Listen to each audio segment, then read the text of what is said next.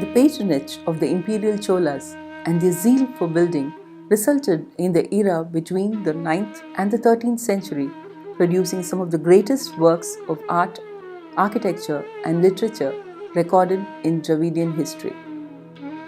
The grandiose architecture of the Pragadishwara temple in Thanjavur, Rajendra Solishwaram at Gangaikonda Cholapuram, and Airavatishwaram temple at Dharasuram have no parlance in the entirety of Southeast Asia, if one may say so.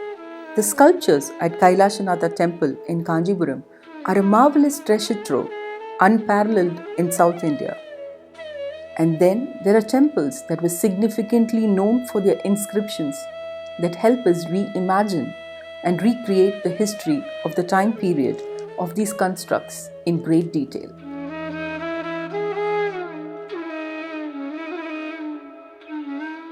These awe-inspiring offerings by the Cholas are extensively researched, documented, and written about by scholars.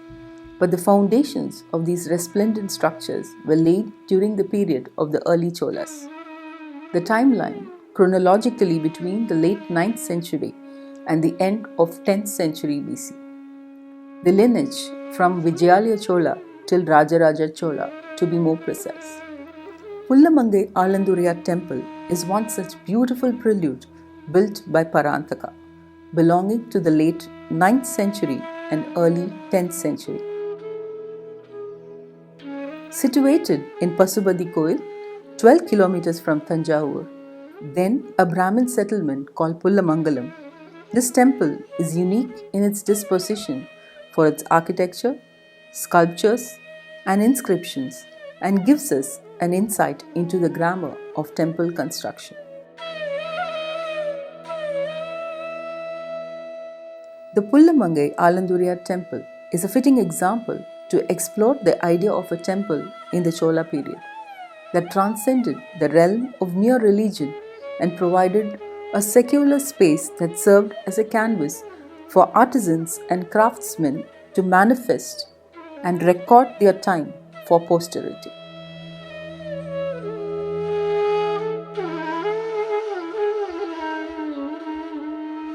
The Pullamangai Alanduraiyar temple is diagrammatically a very simple conception of two parts. The Vimana, which houses the Garbhagraha or the Sanctum Sanctorum, home to the prime deity, and a Mandapa or porch in front of the Vimana where people gathered for various ritualistic purposes and to worship the omnipresent.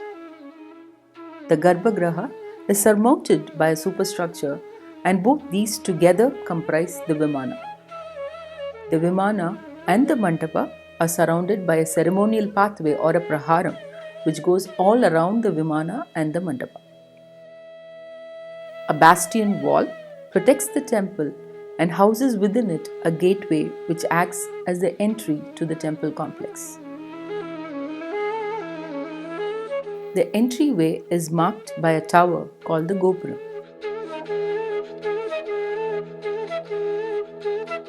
The sequence is such that a devotee enters the temple, goes through the gateway, walks around the praharam, and then enters the mandapa to offer his salutations and prayers to the Almighty. The aesthetics of such a simple construction lies in the configuration of the elements in a certain order. Then, breaking the monotony of the order with variations in the elements and thereby creating a distinctive visual experience. An amalgamation of iconography, imagery, metaphors, and mythology in the profusely sculpted Vimana and Mandapa enthralls and captures the viewer's attention.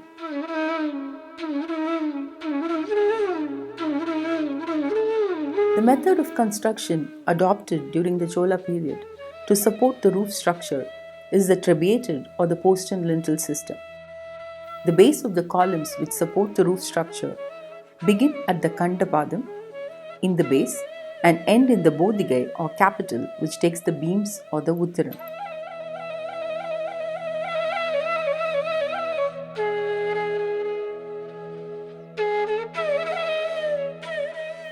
This is followed by an entablature or a frieze called the Vallabi, representing the Bhutaganas or warriors of Shiva, and metaphorically referring to the fundamental elements in nature, namely fire, water, wind, earth, and the cosmos.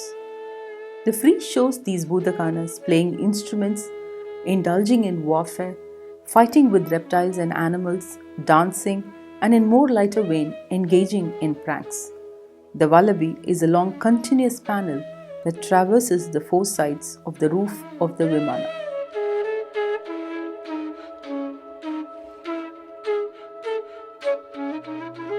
The Vallabi is topped by planks and a protective device called the Kabodam or the Kodungai, meaning a bent hand, a refined curved structure that finds expression as a device that protects the sculptures in the entablature and the kotams or niches in the walls from climatic elements.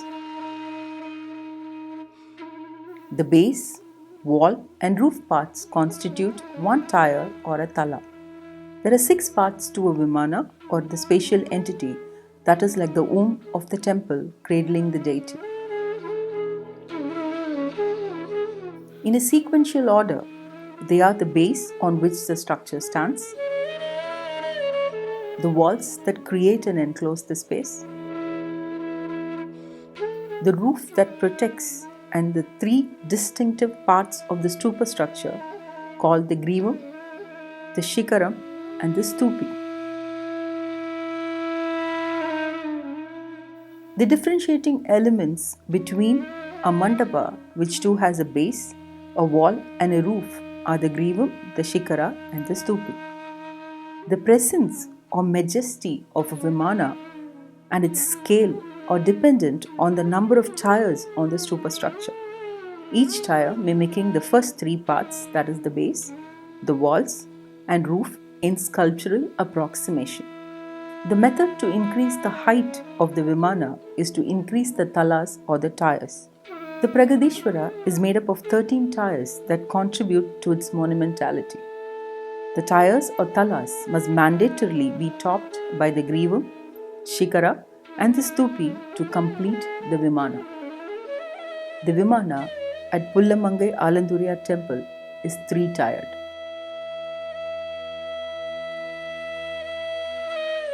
The walls in the Pullamangai Alanduraiyar temple are divided into 5 equal portions with 1, 3 and 5 projecting from the parent wall, 2 and 4 being the recessions. These projections and recessions on the wall are reflected in the base and all the way up to the roof, creating interest and complexity in an otherwise rectangular planar surface. The base belongs to a rare variety called the Kabodabandham, existent during the period of the Pallavas but accentuated to new heights by the deft craftsmanship of the Chola sculptors.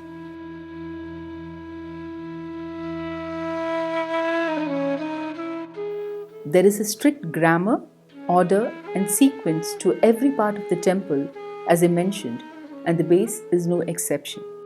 The base has 2 main parts. Firstly, the Jagati that sits on the Ubanam or the first stone that bears the weight of the entire Vimana.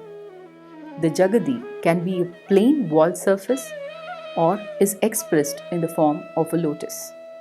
The one at Pullamangai is a Tamarai Jagati with the big beautiful petals carved in stone that gives an illusion of a full-blown lotus resting seamlessly on the Ubana. The Jagati is followed by the Kumudam, which is akin to a cornice. The one in Pullamangai Alanduraiyar temple is a Urul Kumudam or a rounded cornice. The Kumudam is superseded by the Kandapadam, a recessed portion from wherein the columns that support the roof rise. The base of these columns start from the Kandavadam, Kandam meaning the neck and Padam meaning the base, and goes through the wall and ends in the roof. Next in sequence is the Kabodam, a beautifully carved S-shaped curved element that completes the base. This element is repeated in the roof of the Vimana too in the Pullamangai Alanduraiyar temple.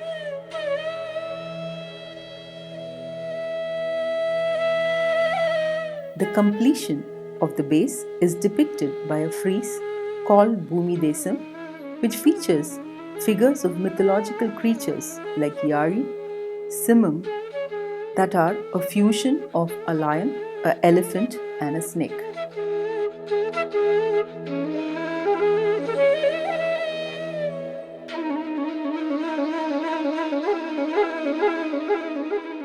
Karnapatis are the devices that define the corners and are flanked by four-sided pilasters.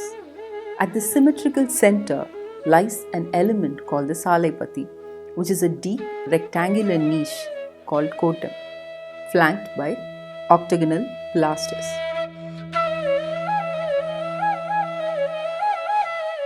The recessed space between the Karnapati and the Salaipati is home to an ornamental apparatus called the Talapanjaram.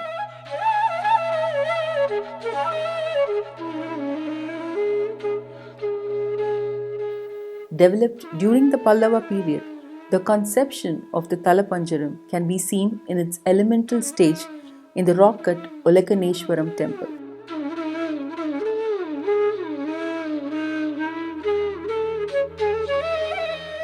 Karnapatis are just for definition, whereas the Salaipatis house the various gods and goddesses related to the temple in their kotams or niches. The placement and type of the deity are dictated by the cardinal directions. The reigning deity always faces the east in the Garbhagriha, and hence we have only the north, south, and the west walls to work with. As per the texts or the Agamas, the south is always dedicated to Dakshinamurti, or one who is facing south, a manifestation of Lord Shiva, the prime deity of the Pullamangai temple, as a benevolent teacher who accords wisdom to the seekers of salvation. The west is home either to the deity of Lord Shiva alongside Lord Vishnu, or alone, or Lord Shiva and Parvati as Ammayappar. In Pullamangai, it is the sculpture of Lingotpavar or Lord Shiva arising out of a lingam that adorns the western niche or kotam of the Salaipati.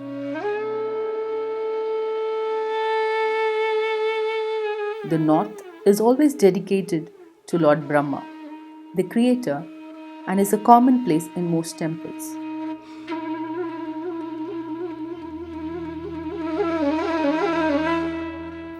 The depiction of Brahma in his youthful exuberance cannot be seen elsewhere in the entire history of art and sculpture in Tamil Nadu except at the Pullamangai Alanduraiyar temple.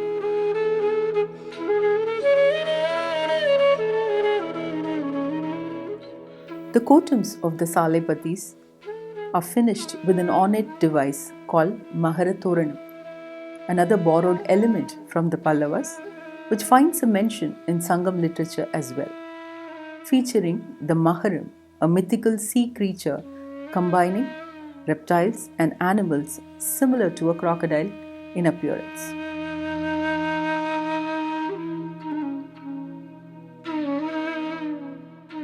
Resting on the pilasters flanking the kotams, the Maharatoranam depicts two Maharams, one on either side of the kotam with their mouths wide open. Figurines of yalis or bhutaganas or birds are arranged in a curvilinear form, emanating from the jaws of the Magaram at the base and entering the mouth of the Magaram at the top. The curvilinear arrangement fuses into a circle and houses a deity or portrays a dance posture. There are Toranams in the Mandapa which feature Krishna as a child or scenes of Shiva and Parvati seated. The rigid geometry of these constructs is in contrast to the pliability of the curves of these sculptures and ornamental devices and presents a striking visual wherein the geometry and order are taken over by the sculpturess. The same sculptural plasticity continues on the tiles of the roof with elements and ornamental devices coming together as a rich, textural architectural collage that calls for attention and is hard to miss. An innovation from the Pallava period, the sculptures that bear the kabodam or the curved protective element are sculpted with great taste using male and female figurines at Pullamangai Alanduraiyar temple.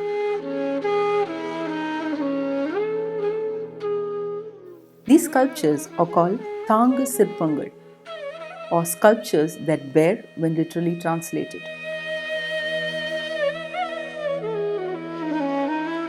The Thanga Sirpangal from the Pallava period are mostly of yalis in leaping postures.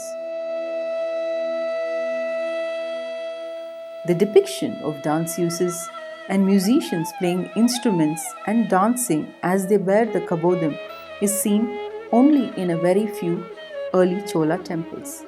The ones at Pullamangai are special and exceptionally executed.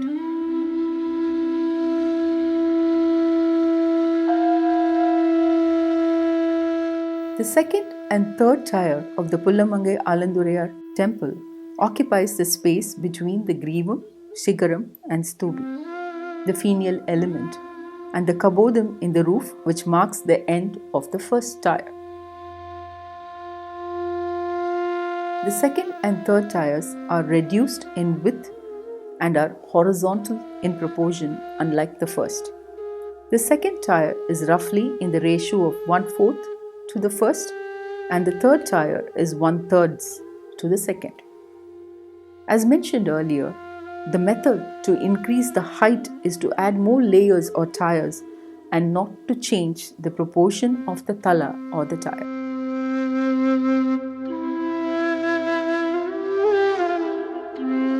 The composition of the second and third tiers is like an aram or a garland that brings together a set of devices and adds definition and aesthetic value to the talam. The corners are adorned by constructs called karnakudams, making them 4 in all, and interspersed in the middle between two corner devices are the elements called as the salais, which are rectangular in shape. The 4 karnakudams, along with the 4 salais, are bound together with a wall, forming a single cohesive unit called the aram that travels the perimeter, turning and moving along, encompassing its parts. This is not all. The karnakudams and salais are further embellished by carvings of deities or scenes from the Puranas. The device that is used to reduce the length of the tier or the tala is called as the kurunasige. Kuru meaning small and nasige is the space for a sculpture. The device reduces in number to reduce the length of the tier. For example, the Pullamangai Alanduraiyar temple has 4 kurunasiges in the second tier, 2 on either sides of the salai and between the salai and karnakudam, totaling to 16 in number, and adds enormous sculptural value to the aram. As we progress to the third tier, the kurunasige reduces in number from 4 per side to 2 per side, contributing to the trapezoidal nature of the superstructure of the Vimana of the Pullamangai Alanduraiyar temple. The placement of deities is again dictated by the directions in the salais. In the south is Lord Shiva in his avatars as Alamara Annal or Nandi Devar. The west showcases Lord Vishnu as Narasimhar. North is always the four-faced Lord Brahma. The eastern side of the aram features Kartikeya or Muruga in a seated position in the salai of the second tier, and a beautiful sculpture of Ammayappar, an intricate fusion of Lord Shiva and Parvati, the male and female counterparts in a single figurine with Nandi the bull in the background. The portrayal of Ammayappar in Pullamangai Alanduraiyar temple is second to none in the whole of the early Chola temples.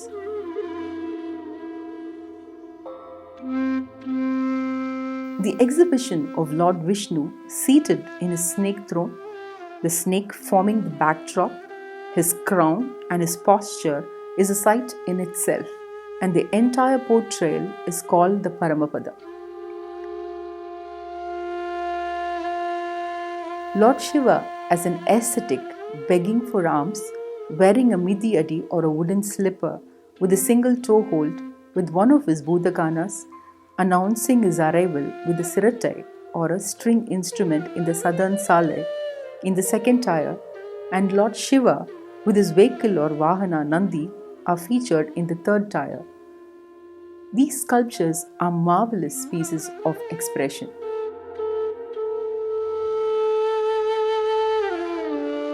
The Karnakudams and Kurunasigais feature divine beings. Their build, beauty of the body were mainly showcased in these sculptures.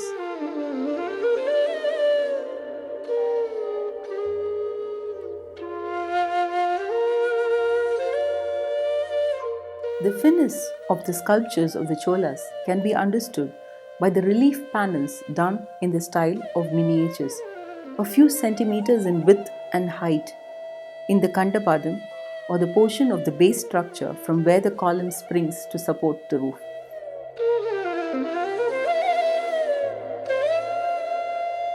These panels depict the valor of Lord Shiva as seen in the devouring of Gajamuga Asura or the elephant-faced Asura, who was menace to the gods. The rage of Lord Shiva is evident in the sculpture wherein he rips apart and holds the skin of the elephant in his numerous hands, some of which are armed with weapons of destruction. Seeing such carnage, Parvati stands frozen in fear, and Lord Muruga is seen leaping out of the hold of his mother into the hands of the maid.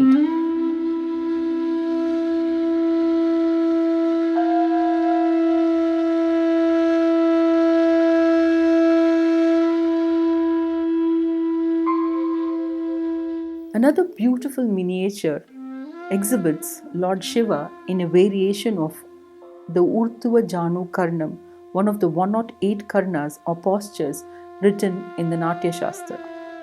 Urthuva means to raise and Janu means the knee. In this panel, Lord Shiva is seen in his posture with one leg on the ground, the second raised above the chest, and the body slightly twisting to balance, and the hand resting on the knee. To the left and right are Bhudaganas playing siratai, a string instrument, and a kudamura or an instrument only played in the presence of the god to complete this frieze.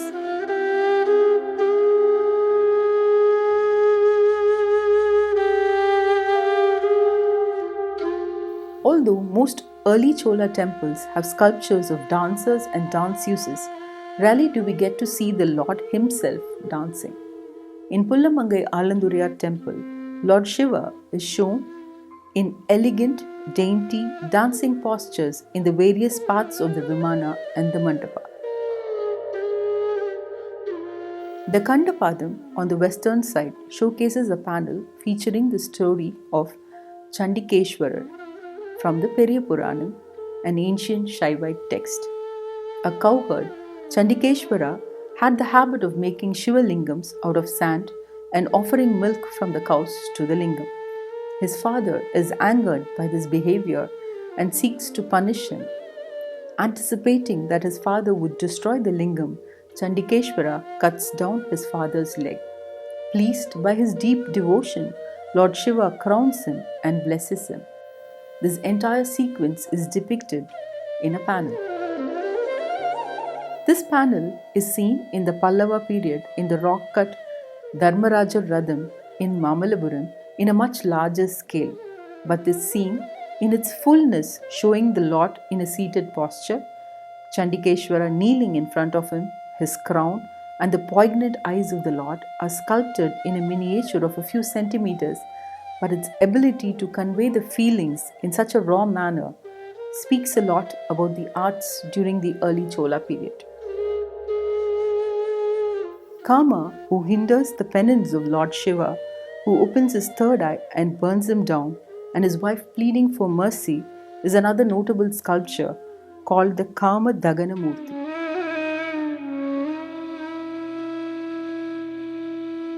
Just like Lord Shiva, Lord Vishnu is also depicted in his Narasimha avatar and shown in the killing of Hiranyan.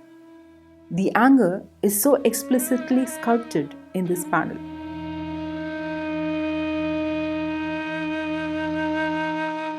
One frieze also depicts the goddess Parvati in her avatar as Mahishashwara Mardini, where she kills Mahishasura. The portrayal of the goddess in all her valor, riding a lion, and her army and Mahishasura fleeing for his life are depicted in great detail.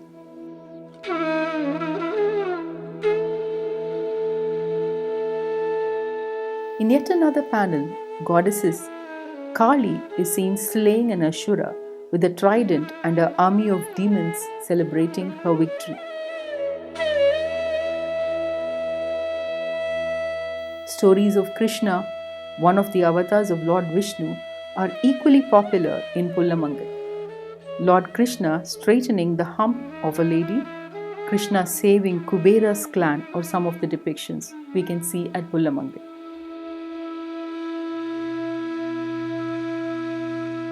The Pullamangai Alanduraiyar temple is home to many special sculptures with 2 legs but depicting 3 postures, explaining the intricacy of detailing and thought that the sculptors have put behind these figures. These miniatures are also used to record arts and warfare, mimicked using the god as a muse. These sculptures lay out the premise of the period and transports one in time and fuels one's understanding of a period in time. Besides mythology, day-to-day objects in terms of plants, florals and animals are depicted to ensure familiarity and association with the temple. Another spectacular feature of the Pullamangai Alanduraiyar temple is the narration through sequential frames of relief sculptures of chosen episodes of Ramayana all around the mandapa and the vimana at the base of the columns called the Vedipada. This kind of storytelling is a first and an innovation of the early Chola builders. The 3 kandams or chapters of the Ramayana, namely the Balakandam, where we read about the birth of Ram, Ayodhya Kandam, his coronation, and Aranya Kandam, his exile, are chosen for depiction at the Pullamangai Alanduraiyar temple in 49 frames.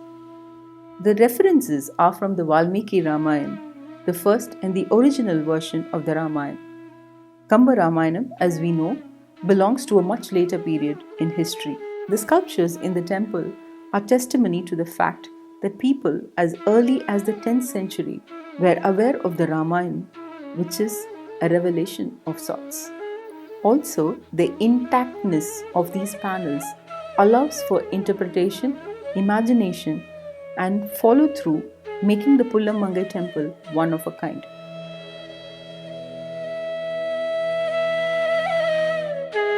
The panels feature the kingdoms Lanka, the abode of Ravana, Ayodhya of Dasharatha, Mithilai, and Janasthana. The events showcased give an exemplary picture of ministry, kingship, and warfare.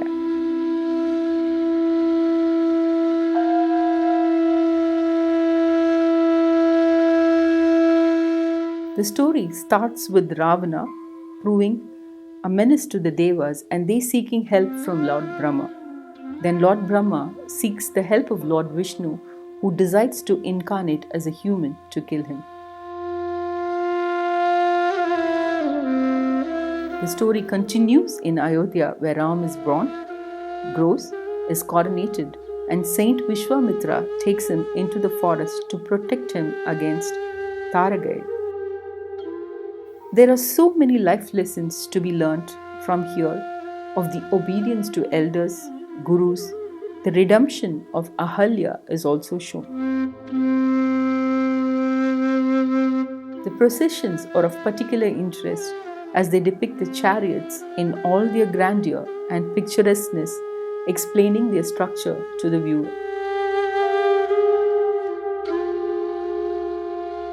These miniatures showcase the Navrasas, namely anger, disgust, jealousy, fear, compassion, courage, laughter, love, peace, and wonder. One of the friezes that needs a special mention is the Vali Vada, featured in the Kandapal. The portrayal of Vali, dead and lying with his head on the lap of his son Anganan and his legs on his wife Tare, monkeys all around him expressing extreme grief, is soaked in emotion and is an epitome of expression in anguish.